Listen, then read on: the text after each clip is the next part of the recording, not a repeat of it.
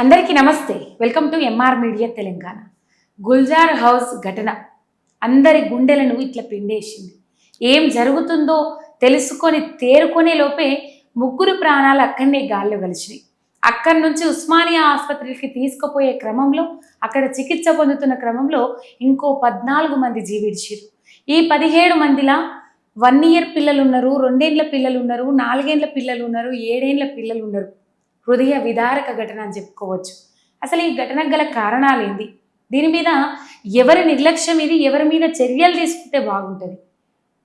ఇంతకుముందు కూడా ఎన్హెచ్ఆర్సీకి ఎన్నో ఫిర్యాదులు చేసిండ్రు, ఎన్నో అంశాల మీద స్పందిస్తారు. సామాజిక అంశాల మీద, ఎన్నో సామాజిక అన్యాయాల మీద ఎన్హెచ్ఆర్సీకి ఫిర్యాదు చేస్తారు. Senior high court advocate Immaneni Ramarao sir ఉన్నారు. సార్తో మాట్లాడదాం ఈ అంశాల మీద. నమస్తే సార్, ఎట్లున్నారు సార్? ఎట్లా చూడొచ్చు సార్ ఈ గుల్జార్ హౌస్ ఘటన? అంటే గతంలో కూడా ఇట్లాంటి సంఘటనలు జరిగినాయి. ఎప్పుడు పునరావృతమైన వాళ్ళకు కొద్దిగా కంపెన్సేషన్ ఇవ్వడు, లేకుంటే వేరే శాఖాపరమైన తప్పులు ఎత్తి చూపెట్టుడు, వీరి మీద వాడు వాని మీద వీడు గంతే. వాస్తవానికి మన దగ్గర బల్దియా కాయాపియా చల్దియా అని అప్పుడే అన్నారు. దారుణం. మున్సిపల్లో ఉన్న పరిస్థితులు అయితే దారుణం. పూర్తి శాతం అవినీతికి అలవాటు పడిపోయారు. మనం చూస్తున్నాము, ప్రతి కాడ ఒక అక్రమ నిర్మాణం. అయితే మనకు ఇంతకుముందు కదా జిఓఎంఎస్ నెంబర్ 168 అని తీసారు. వాణిజ్య సముదాయాలకు ఒక ప్రత్యేకమైన చట్టం ఉంటుంది. వీటికి ఆ నిబంధనలకు లోబడి వ్యాపారం అనేది చేయాలి. గుల్జార్ హౌస్ అనే ప్రాంతము ఇప్పుడు 400 సంవత్సరాల క్రింద కులీ కుతుబ్ షా సమయంలో అది ఏర్పాటు చేసింది. అది ఒక వాణిజ్య సముదాయం. అంటే ఇట్లా ఇప్పుడు మనకి వ్యాపారాలు అప్పట్లో పెద్ద అవుతుండే, అప్పట్లో పెద్ద అవుతుండే. ఇప్పుడు ఈ కుటుంబం కూడా మనం చూస్తే వాళ్ళు 150 సంవత్సరాలు 200 సంవత్సరాల క్రిందట గుజరాత్ నుండి వచ్చిండ్రు. అది ప్రహ్లాద్ మోదీ, వాళ్ళందరూ మోడీ గుజరాత్ వాళ్ళు ఈడ ఏదో వ్యాపారం చేసుకొని కృష్ణ పర్ల్స్, కృష్ణ జ్యువెలర్స్ అని పెట్టుకొని వాళ్ళు మొత్తం వాళ్ళు అప్పట్లోనే బంగారు లేకుంటే ముత్యాలు ఇవి మొత్తం వాడు గుల్జార్ హౌస్ ఫేమస్ ఉంటుండే. అట్లా వాళ్ళు వ్యాపారం చేసే కుటుంబం వాళ్ళు 3 తరాలు చనిపోయినాయంట. 3 తరాలు. ఇప్పుడు ఈ ఇన్సిడెంట్ లో 3 తరాలు చనిపోయాయి. మొదటి తరం వచ్చేసి ప్రహ్లాద్ మోదీ, ఆయన కొడుకు. అదే ఆయన కొడుకు అయితే ఇంకా 2-3 కుటుంబ సభ్యులను రక్షించే క్రమంలో చనిపోయినట. చిన్న పిల్లలు. దారుణం అది. అయితే కనీస సామాజిక బాధ్యత లేకుండా ఈ జిహెచ్ఎంసీ అధికారులు కానీ మున్సిపల్ శాఖ అధికారులు కానీ పనిచేస్తారు. చైనాలో ఉన్న విధంగా అవినీతి చేస్తే వీళ్ళకు ఉరిశిక్ష చేయాలి, క్యాపిటల్ పనిష్మెంట్ వేయాలి వీళ్ళకు. అంటే నేను ఎందుకైనా బాధ అవుతుంది మనసులో. మనకి చిన్న పిల్లలు చనిపోయినారు. అదేవిధంగా అవినీతిని పట్టించుకోకుండా తోలు దొడ్డుగా అయిపోయింది వీళ్ళకు. అవినీతి అంటే ఏ రకమైన అవినీతి సార్? ఎట్లా చూడొచ్చు అవినీతి జిహెచ్ఎంసీలో?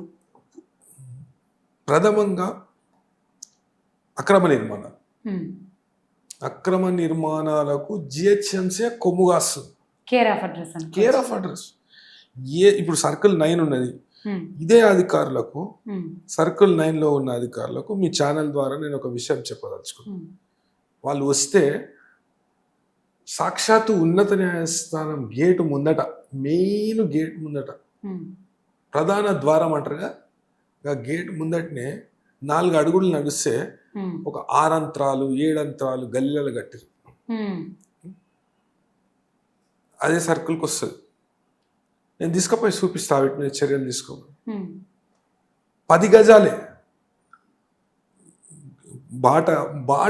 మన ఊళ్ళలో బాట ఉంటుంది కదా, బాట కంటే చిన్నగా ఉంటుంది. దానిలో ఒక అంబులెన్స్ పోతుందా? అంబులెన్స్ కాదు, 2 బండ్లు ఎదురు బదురు 2 బండ్లు పోతే, 2 మోటార్ సైకిల్ పోతే వేరొనికి నడుస్తాందుకు జాగుండదు. ఎంత దారుణమై దాంట్లో అలా కళ్ళ కనబడతలేవా? ఇంత దారుణమైన పరిస్థితి. ఆడ ఫైర్ యాక్సిడెంట్ అయితే, లేకుంటే బిల్డింగ్ కూలిపోతే ఇంత ప్రాణ నష్టం జరుగుతుంది. ఆడు కట్టటోడు కూడా వీళ్ళకు లంచాలు ఇచ్చి ఇదే చేసి అనుమతులు లేకుండా ఇది చేసుకోకుండా కడతారు. కట్టినప్పుడు వీళ్ళకు సోయి ఉండాలన్నా, పై స్థాయి అధికారుల కన్నా సోయి ఉండాలన్నా, ఐఏఎస్ స్థాయి అధికారుల కన్నా సోయి ఉండాలన్నా, అరే ఎట్లా కడతాను వాళ్ళు అంటే బాహ్య ప్రపంచంలో తిరుగుతలేరు వాళ్ళు, వాళ్ళ కార్యాలయాలకే కేంద్రీకృతమైనరు. అలా కనబడతలేవా? మనకు కనబడుతుంది, వాళ్ళకి కనబడతలేదంటే ఇది తాజుగున్నది. వాళ్ళ అధికారులు వాళ్ళు చర్యలు తీసుకోవాలి. క్షేత్ర స్థాయి నుండి పై స్థాయి వరకు పూర్తి శాతం అవినీతి. దీనిలో కూడా GOMS నంబర్ 168 ఉంటుంది. వాణిజ్య సముదాయాలకు సంబంధించి ప్రత్యేకమైన చట్టం ఉంటుంది. 2016లో తీసుకొచ్చారు ఆ చట్టం. అయితే వాణిజ్య సముదాయాలు ఉన్నప్పుడు దానికి ఒక ఫైర్ సేఫ్టీ డివైజెస్ ఉండాలి. పైన ఉంటారంట వాళ్ళు. అరే ఇన్ని సంవత్సరాల నుండి ఉన్నాము, ఇప్పుడేమవుతుంది అంటే మీరు అయిపోయి మొత్తం ఫ్యామిలీ కథం. అంటే ఈ ఇన్సిడెంట్ ఎట్లా జరిగిందంటే సార్, షార్ట్ సర్క్యూట్ అని అంటారు, ఎట్లా జరిగిందంట? షార్ట్ సర్క్యూట్ వల్లనే అయిందంటారు. షార్ట్ సర్క్యూట్ కావచ్చు, ఒక చిన్న నిప్పురవ ఎగిసిపడ్డా కానీ పొద్దుగాల పేపర్లో చూసినాం మనం. ఏంటంటే అరే వాళ్ళు పని చేసేటోళ్ళు అసలు మంటలు అంటుకున్నా కానీ పోతే అన్నట్టు వీళ్ళకి చెప్పలేదట. అది పై దాకా పోయింది మొత్తం మంట అనేది, పై దాకా అనుకొని వదిలిపెట్టిండ్రు. ఆయన వాళ్ళన్నా చెప్పాలి కదా, సమయానికి ఇది చేయాలి. 3-4 అరలల్లా అంటే రూమ్లల్లా ఒక్కొక్క రూమ్లా 2 ఏసీలట. అది మొత్తం అసలు ఇప్పుడు మనం ఒక గిన్నె తీసుకుంటాం, గిన్నెలో ఎన్ని నీళ్ళు వస్తాయో, ఎన్ని నీళ్ళు పడితే అన్ని నీళ్ళు పడతాయి. ఎక్కువ వస్తే ఏమైతే పలికిపోతాయి. అదేవిధంగా భూమి కూడా ఇంత చిన్న దాంట్లో నువ్వు నీ పైనే ఉంటా, ఇంకా కింద వ్యాపారం చేసుకుంటా, ఇంటికి అందరు వచ్చిరట ఆ రోజు, చుట్టాలు వచ్చిరట. సమ్మర్ హాలిడేస్ అని వచ్చిందేమో కావచ్చు, పిల్లలందరూ ఇంట్లోనే ఉన్నారు కదా, వచ్చిరంట. వచ్చి ఇట్లా అయింది. అయితే వాస్తవానికి ఒక సమీక్ష చేయాలి. ఇప్పుడు హైడ్రా అనే చట్టం తీసుకొచ్చారు. అది ఏంటికి తీసుకొచ్చారో అర్థమవుతుంది.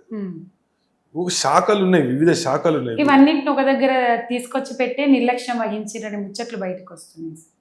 అది హైడ్రా అనేది ఎందుకు, ఆ చట్టం ఎందుకు చేసిరో అర్థమవుతుంది ఇప్పటికీ. ఒక దిక్కేమో ప్రభుత్వ ఆస్తులను పరిరక్షిస్తామంటారు. ప్రభుత్వ ఆస్తులు పరిరక్షిస్తా అనుకుంటా 400 ఎకరాలు అమ్మబడుతుంది, అమ్మకానికి పెడుతుంది యూనివర్సిటీ భూములను. దాని మీద పూర్తి స్థాయిలో ప్రజా సంఘాలు, విద్యార్థులు, అదేవిధంగా మేధావులు సుప్రీంకోర్టు దృష్టికి వచ్చి ఆపాయని అని మొట్టికాయలు వేసినప్పుడు ఆపుతాం. హైడ్రా అనే చట్టము కొంతమందికే వర్తిస్తుంది.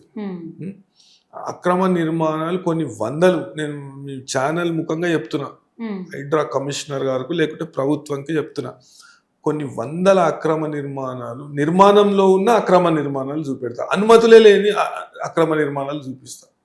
368 ఎకరాల గురుకుల్ గట్కేసర్ ట్రస్ట్ భూమి ఎవరి పాలైంది? దారుణం. ఆడైతే 7 అంతరాలు, ఆడ బిగ్ బ్రదర్ ట్యాక్స్ ఉంటుందట, స్లాబ్కి 5 లక్షలు. నేను ఓపెన్గా చెప్తున్నా, ఆన్ ది రికార్డ్ చెప్తున్నా. నేను మనం ఎటువంటి అనుమతులు ఉండయి, అనుమతులు ఇవ్వద్దని కోర్టు చెప్పింది. సుప్రీంకోర్టు యథాతథ స్థితి విధించింది. సుప్రీంకోర్టు యథాతథ స్థితి విధించి 2008లో విధించింది. ఇప్పటికీ అట్లనే ఉన్నది. అది ఎండోమెంట్ భూమి.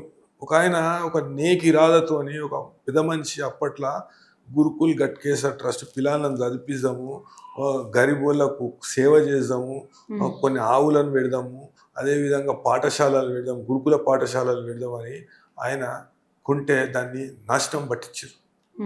దానిలో రోడ్లు ఎట్లా ఇస్తారండి? జిహెచ్ఎంసీ వాళ్ళు రోడ్లు ఎట్లా ఇస్తారు? పవర్ కనెక్షన్ ఎట్లా ఇస్తారు? అంటే ఆడు కోర్టు కురుకుతాడు, వీడేం చెప్పాడు, కోర్టు ఏమో ఆర్డర్ ఇస్తుంది. వాళ్ళకేమో ఒక దిక్కు ఒక చట్టం ఉంటుంది, చేయొద్దని ఒక చట్టం ఉంటుంది, ఇంకో దిక్కేమో వాడు చేస్తూనే ఉంటాడు. చట్టంలో ఉన్న లొసుగులను ఆధారంగా చేసుకుని ఈ శాఖాపరమైన సమన్వయ లోపమా, లేకుంటే వాళ్ళు ఇష్టం అవినీతిమయమా? ఇది అవినీతే మన కళ్ళకు కనబడుతుంది. నిన్న నేను జాతీయ మానవ హక్కుల కమిషన్ దృష్టికి తీసుకుపోవడం జరిగింది. జాతీయ మానవ హక్కుల కమిషన్ దీని పిటిషన్ నంబర్ చేసింది. అయితే అంతలోపట సుమోటోగా రాష్ట్ర మానవ హక్కుల కమిషన్ కూడా దీన్ని తీసుకున్నది అనే విషయం మనం వింటున్నాం. మనం ఇప్పుడే వచ్చింది, సుమోటోగా స్వీకరించిరట, నోటీసులు కూడా జారీ చేసిరట. ఈ జూన్ 30 లోపు దీని మీద వివరణ ఇవ్వాలి. ఎవరు? CS, DGP and TSS, PDCL, ఇంకా సంబంధిత శాఖ అధికారులు. నేను చెప్తా ఏం వివరణ ఇస్తారు. ఇప్పుడు ఈడ కూర్చొని చెప్తా నేను. ఎఫ్ఐఆర్ చేసినాము, ఆ పూర్తిగా నిర్లక్ష్యం వహించిండు, భవన యజమాని నిర్లక్ష్యం వహించిండు కాబట్టి కాలిపోయిందని అంతేనా సార్? అంతే అంతే. చాలా దురదృష్టకరం. మేము వాళ్ళకు ముఆవ్జా ఇచ్చినాం, వాళ్ళకు ప్రాణ నష్టం జరిగింది కాబట్టి మేము పారితోషికం అంటారా, కాంపెన్సేషన్ అంటారా, ముఆవ్జా అంటారా, ఏదో ఇచ్చినాం. గతం చేతులు దులుపుకుంటారు. గతంలో ఎన్నో సంఘటనలు జరిగినాయి. బోయగూడలో 12 మంది చచ్చిపోయారు, రూబీ హోటల్లో 9 మంది చచ్చిపోయారు. మళ్ళా అన్ని ఇంకొకటి కాటేదాన్ వైపు పోతే, శాస్త్రిపురం కాటేదాన్ అటువైపు పోతే ప్లాస్టిక్ గోదాములు ఉంటాయి. ప్లాస్టిక్ గోదాములు అలగబడతాయి. ఎవ్వరికి ఏ ఒక్కరికి అనుమతి లేదు. మరి ఏం గడ్డి వీక్తుంది అది జిహెచ్ఎంసీ. నిన్న రెండో ఇన్సిడెంట్ కూడా అయింది కదా సార్. ఆ ఇన్సిడెంట్ జరిగినాక మళ్ళా ఒక దగ్గర అగ్ని ప్రమాదం అయితే 53 మందిని కాపాడారు రెస్క్యూ టీమ్. ఒకవేళ వాళ్ళకి ఇట్లా కాపాడకపోతే ఆగమైతుంది కథ అక్కడ. ఓడోడు పనికిరానోడు ఏమంటుండే, ఫైర్ సేఫ్టీ ఫైర్ వీళ్ళు సరిగా సమయానికి ఆడికి పోలేదు. ఎట్లా పోతారు సమయానికి? ఆడ ఎంత రద్దీగా ఉంటుంది. మళ్ళీ నువ్వే రోడ్ల మీద ఎట్లా పడితే అట్లా వ్యాపారాలు పెట్టుకొని, చిన్న దుకాణాలు పెట్టుకొని, ఇవి పెట్టుకొని వాడిని ఉండనిస్తుంది. అదేవిధంగా చార్మినార్ కాడ నేను గత 22 సంవత్సరాలుగా చార్మినార్ వైపు రోజు పోతాను, దిందాం పోతాను. అయితే ఆడ లేదన్న ఒక 16-17 సంవత్సరాలు అవుతుంది నోటిఫికేషన్ వచ్చి, రోడ్ వైడ్ అని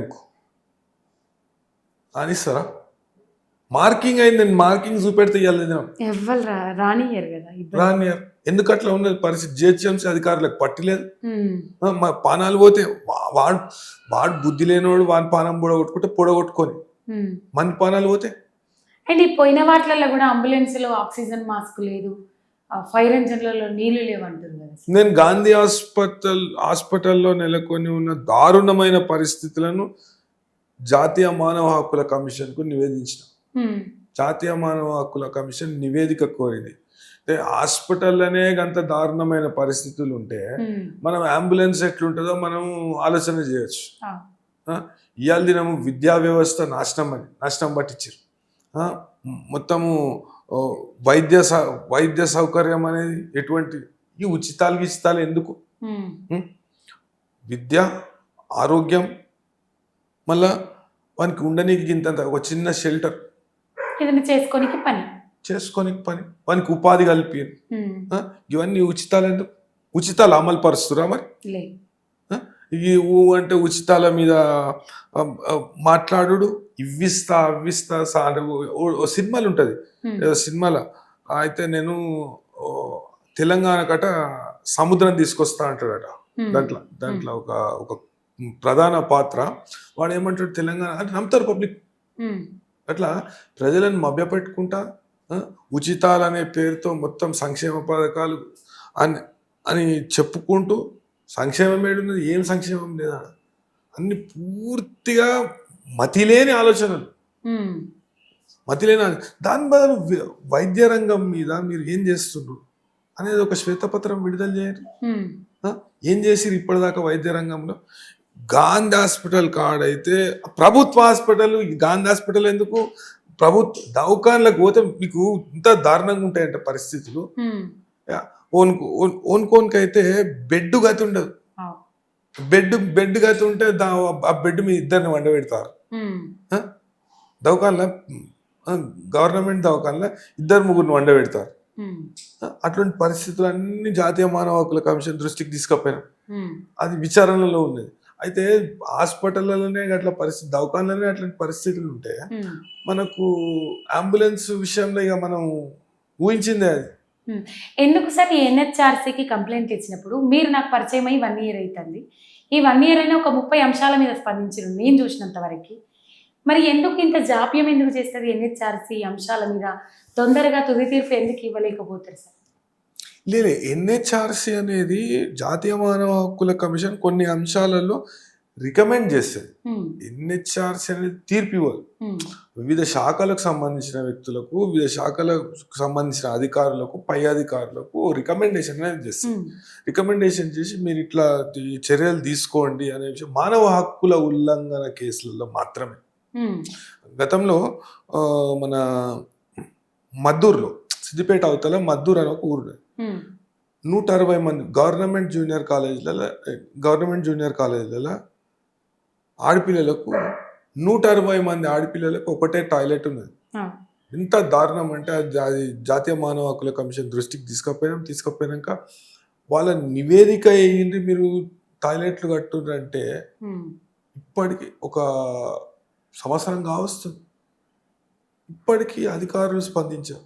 అంటే ఏదో ప్రజలను మీరు శత్రువులు లెక్క చూస్తురా, లేకుంటే మీరు మీరు ఒక వేరే ప్లానెట్ నుండి వచ్చిర్రా, అర్థమవుతలేదు.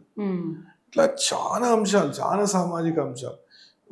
అదే మన దేశంలో రాజకీయ వ్యవస్థ కూడా మారాలి. రాజకీయ వ్యవస్థ మారాలంటే రాజ్యాంగంలో మార్పులు రావాలి. అప్పట్లో రాసిన రాజ్యాంగం ఇప్పట్లో దాన్ని ఏమంటారు అంటే ఇంగ్లీష్లో అనక్రానిస్టిక్ అంటారు. అంటే అవుట్ ఆఫ్ టైం. ఇప్పట్లో ఉన్న సామాజిక పరిస్థితులు కానీ, అదేవిధంగా ఇప్పట్లో అభివృద్ధి చెందిన సాంకేతికత కానీ, ఇప్పట్లో ఏదైతే నేర ప్రవృత్తి, ఇప్పట్లో నేరాలు ఏ విధంగా చేస్తుండ్రు, ఈ అంశాలన్నిటిని పరిగణలోకి తీసుకొని చట్టంలో మార్పులు తేవాల్సిన అవసరం ఎంతనండి. మనం ఈ ఘటన చూస్తాం. ఏంటంటే అది కొన్ని రోజులు పేపర్లో హెడ్లైన్స్ అవుతుంది, దాని తర్వాత మేము పారితోషికం ఇచ్చినాం, ఇది ఇచ్చినాం, అది. సమాజం నుండి కూడా స్పందన ఎట్లుండాలంటే ప్రభుత్వాలు కదలాలి. కదిలినప్పుడే దానిలో చట్టంలో మార్పు చేయడం కానీ, లేకుంటే ఇప్పుడు ఈ అధికారులు క్షేత్రస్థాయిలో అధికారులు ఉంటారు. జిహెచ్ఎంసీ ఇప్పుడు సర్కిల్ 9 ఉదాహరణకు మనం సర్కిల్ 9 తీసుకుందాం. సర్కిల్ 9లో కొన్ని వందల వేల అక్రమ నిర్మాణాలు ఉన్నాయి. నువ్వు అక్రమ నిర్మాణాల జోలికి పోతలేవు. ఎందుకు పోతలేవు అంటే నువ్వు అవినీతి మయం అయిపోయింది. జిహెచ్ఎంసీ మొత్తం అవినీతి మయం అయిపోయింది. అయితే అక్రమ నిర్మాణాల వలన జిహెచ్ఎంసీకి నష్టం జరుగుతుంది. ఇవాళ దినము ఇప్పుడు గురుకుల్ గట్కేసర్ ట్రస్ట్ విషయం తీసుకుందాం.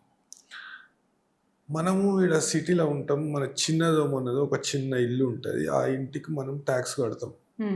మా నాయన కట్టిండు, మా తాత కట్టిండు, నేను పుట్టి బుద్ధి ఎరిగినాక ట్యాక్స్ కడతానే ఉన్నాం. ఓడు ఏం చేస్తాడు, ఓ దొంగ డాక్యుమెంట్ పెట్టుకొని ప్రభుత్వ భూమి కబ్జా చేసి ఒక ఇల్లు కడతాడు. వానికి ట్యాక్స్ లేదు, వానికి నువ్వు రోడ్ వేస్తావు, ఓన్ పైసలతోనే వేస్తున్నావు, నా పైసలతోనే వేస్తున్నావు. ఎందుకు వేస్తావు? కబ్జా పెట్టిన భూమి కాడికి మొత్తం.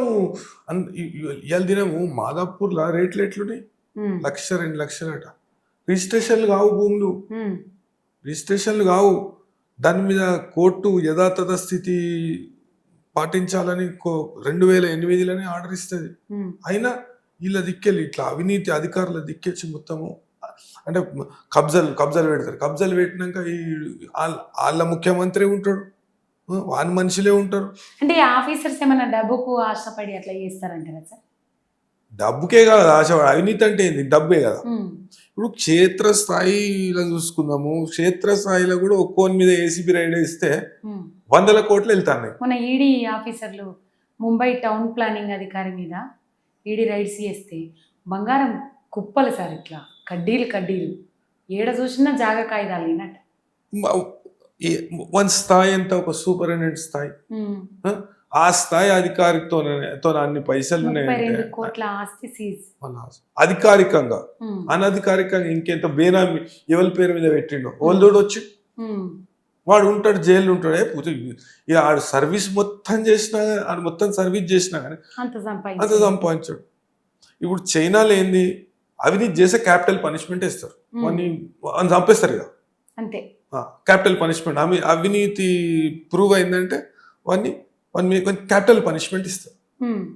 అట్లా పెట్టాలి ఇక్కడ చట్టం. ఆ ప్రజాధనం లూటీ చేసుకుంటా ఇప్పుడు ఒక దిక్కు ఈ అవినీతి వలన ఏమవుతుందంటే జిహెచ్ఎంసీకి ట్యాక్స్ పోదు. ఈడ ఈడ కట్టినోడు చక్కగా కట్టినాడు, గుర్రాన్ని గాడిదని ఒకటే దగ్గర కట్టేస్తారు. చక్కగా కట్టినోడిని ట్యాక్స్ మొత్తం తీసుకపోయి వానికి సవలతులు. ఒక దిక్కు అంటే ప్రభుత్వానికి తెలియదా ఆడ రోడ్ వేయొద్దని, ప్రభుత్వానికి తెలియదా ఆడ ఎలక్ట్రిసిటీ కనెక్షన్ ఇవ్వద్దని, వానికి ప్రభుత్వానికి తెలియదా వానికి వాటర్ కనెక్షన్ ఇవ్వద్దని. అరే ఓడోడైతే వాటర్ ట్యాంకర్లు తెప్పించుకొని ఇల్లు కట్టుకుంటారు, బాగా జప్తా కడుతుంది వాడు. మరి గింత దారుణంగా ఉంటే పరిస్థితులు. ఇప్పుడు వాడు ఏట్ల కొని సావని వాడు మంది చేస్తారు కదా. ఏమైనా ఇబ్బంది అయితే మంది బిల్డింగ్ కూలిపోతే మంది చేస్తారు, బిల్డింగ్లో ఏమైనా ఫైర్ యాక్సిడెంట్ అయితే ఓడోడైతే. అరే విద్యా సంస్థలు నడుస్తున్నాయి కదా అసలు బిల్డింగ్లలో, దానికంటే దారుణం ఉంటుందా? విద్యా సంస్థలు నడుస్తున్నాయి, ఆడుకోనికి జాగా ఉండదు, కూర్చోనికి ప్లేస్ ఉండదు అన్నట్టు. ప్లేస్ మొత్తం ఆంధ్ర ప్రాంతానికి చెందిన విద్యా సంస్థలు హాస్టల్ అట. హాస్టల్ అంటే స్టడీ సెంటర్ అంటాడు, స్టడీ సెంటర్ అంటే హాస్టల్ అంటాడు, ఇంకోటి అంటాడు, ఇంకోటి అంటాడు అని దొంగ బిల్డింగ్లే. ఇట్లా ఉంటుంది అన్యాయం. ఏం చేస్తుంది ప్రభుత్వం? చూసుకుంటా ఊరుకుంటున్నాడు. ఇప్పుడు ఈ గుల్జార్ హౌస్ మీద మీరు ఎన్హెచ్ఆర్సీకి ఫిర్యాదు చేసిరు కదా సార్, ఏ విధంగా స్పందించే అవకాశం ఉంటుంది ఎన్హెచ్ఆర్సీ?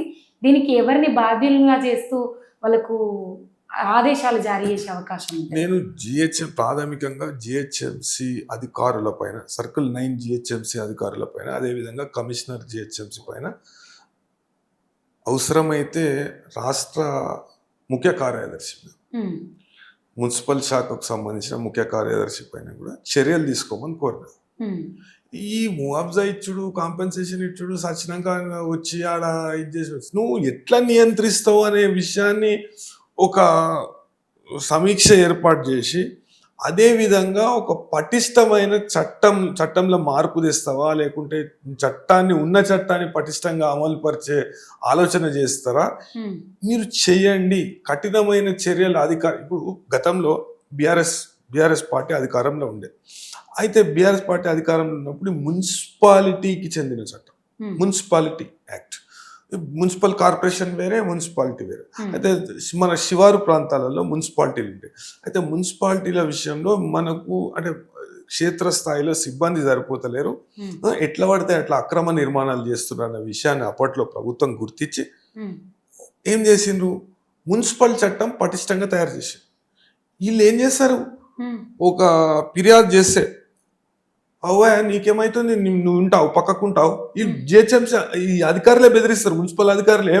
వాడు పోయి ఒక షికాయత్ చేయడానికి పోతే వాడిని ఏమంటారు, నీకేమైతుంది, ఆడెన్నో కట్టుకుంటున్నావు, పో మేము చూస్తాం పో. అవు ఎందుకు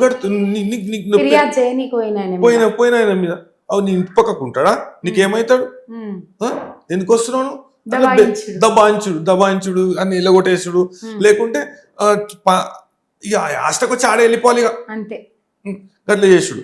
అయితే అది గుర్తించి గతంలో ప్రభుత్వం ఏం చేసిందంటే ఎవ్వలనే చేయొచ్చు అక్రమ నిర్మాణం, మున్సిపాలిటీ పరిధిలో అక్రమ నిర్మాణాన్ని గుర్తిస్తే ఎవ్వలనే చేయొచ్చు, కంప్లైంట్ చేయొచ్చు. ఆ కంప్లైంట్ని 15 దినాలలో సాల్వ్ చేయాలనే చట్టం తీసుకొచ్చు. కంప్లైంట్ చేసిన వ్యక్తికి ఆ కంప్లైంట్ నిజమని తేలితే ఆ కంప్లైంట్కు 10,000 రూపాయలు ఇవ్వాలని కూడా చట్టంలో రివార్డ్ ఇవ్వాలి చట్టంలో పేరు.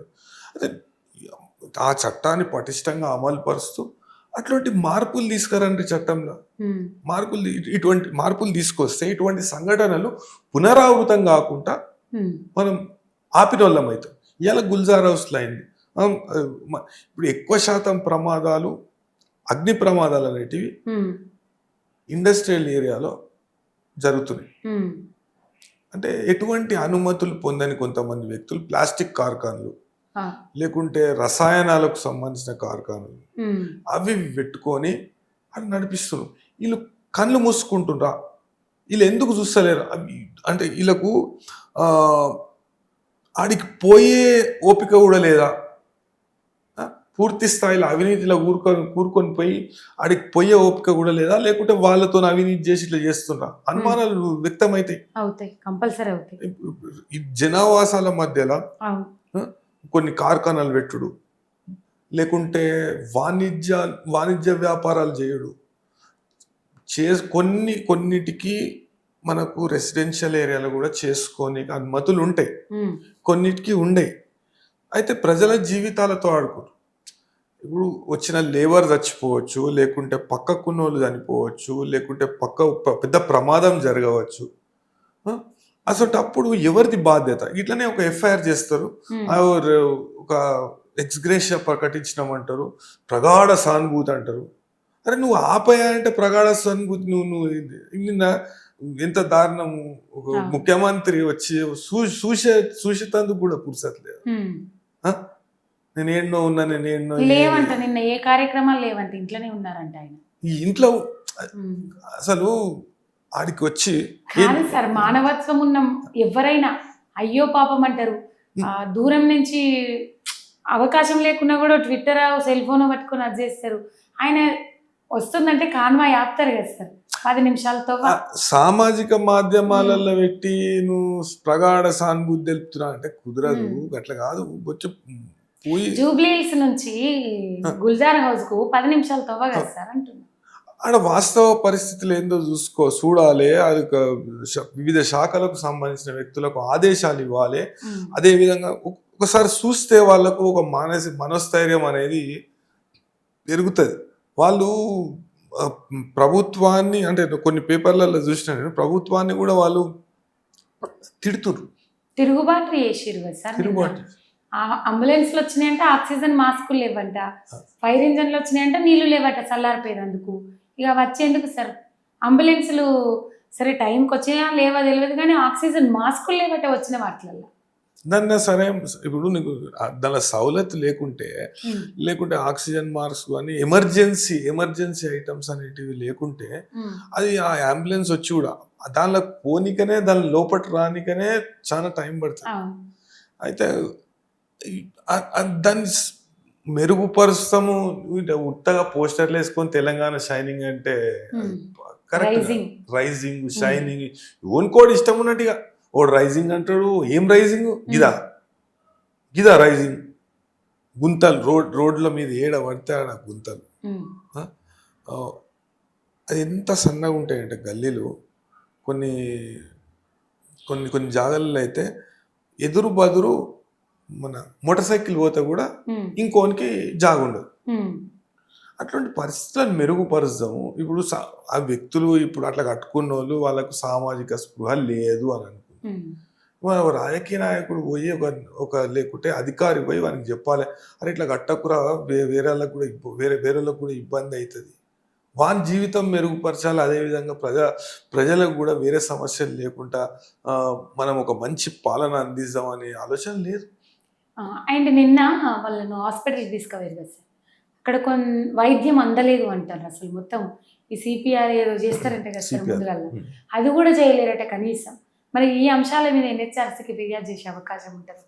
ఆ కుటుంబ సభ్యులు మిగిలిన వాళ్ళు ఎవరైతే ఉంటారో వాళ్ళు ఆవేదన వ్యక్తం చేస్తూ ఉన్నారు. కనీసము సిపిఆర్ చేయలేదు, ఈ సర్కారు మేము ఇది చేసినాం అది చేసినాం అని గొప్పాలు చెప్పుకుంటా ఉన్నారు, గప్పాలు కొట్టుకుంటా ఉన్నారు, మాకు ఏమీ చేయలేదని వాళ్ళు వాపోతా ఉన్నారు. అంటే ఇప్పుడు సిపిఆర్ చేయాలన్నా ఆ సమయంలో ఏం చేయాలనేది అది పూర్తిగా ఒక వైద్యుని విచక్షణ మీద ఆధారపడి ఉంటుంది. కాకుంటే సమయానికి వైద్య సహాయం అందించలేకపోవడం అనేది పూర్తి స్థాయిలో ప్రభుత్వ వైఫల్యం. సిపిఆర్ చేయాలన్నా, ఇంజెక్షన్ చేయాలన్నా, లేకుంటే ఇంకేమన్నా చేయాలన్నా అనేది డాక్టర్ విచక్షణ. కాకుంటే సమయానికి డాక్టర్లు అందుబాటులో ఉన్నారా లేరా అనేది మనం దానిలో గమనించవలసిన విషయం.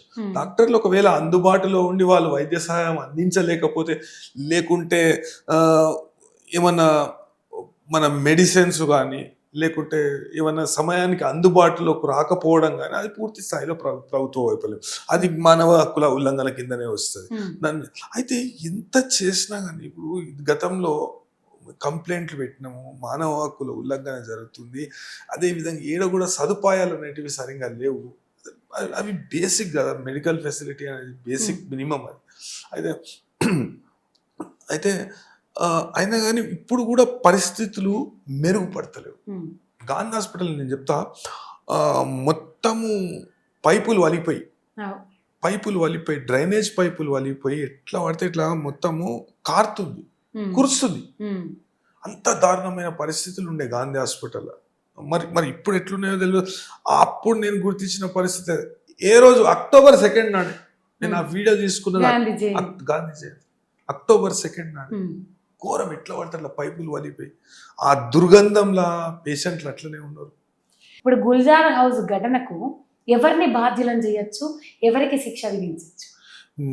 అంటే నా వ్యక్తిగత అభిప్రాయం దీనిలో పూర్తి శాతం జిహెచ్ఎంసి అధికారులదే తప్పు. ఏదన్నా అంటే వీళ్ళు కఠినమైన చర్యలు తీసుకోకపోవడం ఒకటి, నిర్లక్ష్యమైన ధోరణి ఒక్క రోజులో మారదు. ఇవాళ దినము అంబులెన్స్ పోలేకపోయినా అదే ఒకటి రాజు 7 కొడుకులు చేపలు ఎండబెడతారు, చేప ఎందుకు ఎండలే అంటే ఏదో ఒక కారణం చెప్తారు. గడ్డిమో పడ్డం వచ్చింది అంటాడు వాడు, ఇంకోటి ఏదో అంటాడు. అయితే వివిధ కారణాలు చెప్తారు. కర్నూలు సాగుకి 1,00,000 కారణాలు అన్నట్టు అట్లా కారణాలు చెప్తారు. మనము ఇది బ్లేమ్ గేమ్, ఒకరి మీద ఓడు, ఈ సమన్వయ లోపము, ఇది అది అనుకుంటా కాదు. ప్రభుత్వానికి చిత్తశుద్ధి ఉంటే పూర్తి స్థాయిలో ఈ అగ్ని ప్రమాదాలు కానీ ఎటువంటి జిహెచ్ఎంసీకి సంబంధించి మున్సిపల్ పరిధిలో ఇటువంటి ప్రమాదాలను నివారించేందుకు వివిధ రంగాలలో ఉన్న మేధావులతోని కానీ ఎక్స్పర్ట్స్తోని కానీ ఒక సమీక్ష జరపాలి. సమీక్ష జరిపి ఇప్పుడు అమలులో ఉన్న చట్టాలలో ఏమైనా లోపాలు ఉన్నాయా అనేది ముందుగా గుర్తించాలి. లోపాలు ఉంటే వాటిని ఎట్లా సరిదిద్దాలి, లోపాలు లేకుంటే అమలులో ఏమైనా లోపాలు ఉన్నాయా, అమలులో లోపాలు ఎందుకు వస్తున్నాయి, అవినీతి కారణంగా వస్తున్నాయా లేకుంటే నిర్లక్ష్యం కారణంగా వస్తున్నాయా, యంత్రాంగం సరిపోతలేదా అనే విషయాన్ని ముందు పరిశీలించి ఒక సమీక్ష చేసి ఆ చట్టాన్ని పటిష్టం చేయాలన్నా లేకుంటే కొత్త చట్టం మనకు అవసరం ఉన్నదా అనే విషయాన్ని గుర్తించాలి. గుర్తించి వెంటనే దానికి ఎక్కువ కూడా సమయం ఇవ్వకుండా వెంటనే చట్టాన్ని మార్పు చేయడము, లేకుంటే పటిష్టంగా ఉన్న చట్టాన్ని అమలు లోపం ఉన్నది కాబట్టి సరిగ్గా అమలు పరచడము, లేకుంటే అధికారుల నిర్లక్ష్యం లేకుంటే అవినీతి ఉంటే అధికారులను శిక్షించడము. అదేవిధంగా నీకు స్టాఫ్ సరిపోకపోతే సిబ్బంది అనేటోళ్ళు తక్కువ ఉంటే ఇంకా సిబ్బందిని కాంట్రాక్ట్ పద్ధతి మీద కానీ అవుట్ సోర్సింగ్ పద్ధతి మీద కానీ లేకుంటే డైరెక్ట్ రిక్రూట్మెంట్ అయ్యేకి టైం పడుతుంది. రిక్రూట్ ఇప్పుడు న్యూయార్క్ పోలీస్ డిపార్ట్మెంట్లోనే 60 నుండి 70% ప్రైవేటైజ్ చేశారు. వేరే డిపార్ట్మెంట్లు ఎందుకు చేయలేము మనం? మనకు సేవలు చాలా మంది ఉన్నారు. ఎంతోమంది తెలంగాణలో ఉన్న యువత వాళ్ళకు ఉద్యోగాలు లేక అంటే సరైన సమయంలో ఉద్యోగాలు దొరకక వాళ్ళలో ఉన్న నైపుణ్యతను కూడా వాళ్ళు ఒక ఆత్మన్యూన్యతా భావానికి గురవుతారు. ఎంతో మందికి ఉపాధి కల్పించవచ్చు. అదేవిధంగా చిత్తశుద్ధితో ఇవన్నీ ఈ సమీక్ష చేసి అదేవిధంగా అమలులోకి తీసుకొస్తే ఇటువంటి ప్రమాదాలను నివారించవచ్చు. అయితే దీనికి బాధ్యులైన జిహెచ్ఎంసీ అధికారులను, వేరే అధికారులను కఠినంగా శిక్షించాలి. వాళ్ళకి ఏదో పారితోషికం ఇవ్వడము లేకుంటే ఒక ఎఫ్ఐఆర్ చేయడం అట్లా కాదు. భవనము ఒకడు నిర్మాణం చేసిన ఒక 5 అంతరాలు 2 అంతరాలు ఎక్కువ కట్టిండు. ఎక్కువ కట్టినప్పుడు జిహెచ్ఎంసీ చట్టంలో ఉన్నది. జిహెచ్ఎంసీ చట్టంలో ఏమని ఉన్నదంటే మీరు గుర్తించి అక్రమ నిర్మాణాన్ని తొలగించి అదేవిధంగా తొలగించుటకు అయ్యే ఖర్చులు కూడా అతనితోనే వసూలు చేయండి అనే విషయం చట్టంలో సుస్పష్టంగా ఉన్నది. ఉన్నాక కూడా దాన్ని ఎందుకు అమలు పరచలేరు? అధికారుల బాధ్యత కదా అమలు పరచడం. సరే వాడు తప్పు చేసిన వన్ కేసు పెట్టుర్రి, దాన్ని ఇంటిగ్రేటెడ్ మేనేజ్మెంట్ సిస్టంలో ఇల్లీగల్ కన్స్ట్రక్షన్ మేనేజ్మెంట్ సిస్టంలో పెట్టుర్రి, వాని ఏమంటారు భవంతిని వాని కట్టింది ఇల్లీగల్ వీళ్ళే. కన్స్ట్రక్షన్ ని, అక్రమ కట్టడాన్ని మొత్తం సీజ్ చేయండి, అవన్నీ చేయండి. ఆ చర్యలు ఎందుకు తీసుకుంటలేరు? కంటి తుడుపు చర్యలుగా వానికి నోటీస్ పడేయడము, అదే విధంగా వానితో ఏదో తీసుకొని వాని చూడనట్టు విడిచిపెట్టడం అనేది చేస్తుంది. అది కరెక్ట్ కాదు. దీనిలో అధికారుల పాత్ర కూడా పూర్తి స్థాయిలో ప్రత్యక్షంగా కానీ పరోక్షంగా కానీ ఉన్నదని నేను అంటున్నాను. అదే ఈ చట్టాలలో మార్పు తేవడం, అదే విధంగా చట్టాలను ప్రక్షాళన చేయడం, లేకుంటే ఉన్న చట్టాలను కఠినంగా అమలుపరచడం, అదే విధంగా అధికారులు ఎవరైతే ఈ చట్టాలను నిర్లక్ష్యం చేస్తారో, అదే విధంగా అవినీతికి పాల్పడుతారో వాళ్ళ మీద కఠిన చర్యలు తీసుకుంటే తప్ప ఇటువంటి ఘటనలు పునరావృతం కాకుండా ఆపలేమనేది నా అభిప్రాయం. థ్యాంక్స్.